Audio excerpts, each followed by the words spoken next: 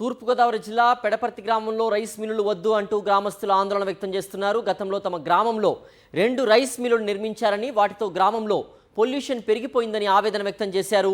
గ్రామం అంతా దుమ్ము ధూళితో నిండిపోయి వండుకున్న ఆహారం నిండా నల్ల బూడిద పడుతోందని ఆవేదన వ్యక్తం చేశారు. మరో 2 రైస్ మిల్లులు నిర్మిస్తే తాము గ్రామాన్ని ఖాళీ చేసి వెళ్ళిపోవాల్సి వస్తుందని ఆందోళన వ్యక్తం చేశారు గ్రామస్తులు.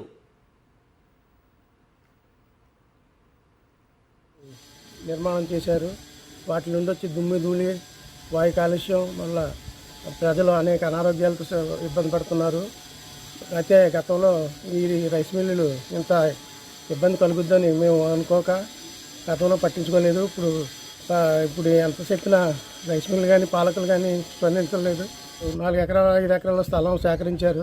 ఇప్పుడు అందులో మళ్ళీ రైస్ మిల్లు కడతామని, ఆ రైస్ మిల్లు అయిన తర్వాత ఇంకో రైస్ మిల్లు కడతామని అంటున్నారు. కానీ మాకు ఇదివరకే 2 రైస్ మిల్లుల వల్ల ఇబ్బంది పడుతున్నాం కనుక అధికారులు స్పందించి కట్టకుండా నివారించవలసిందిగా కోరుతున్నాం.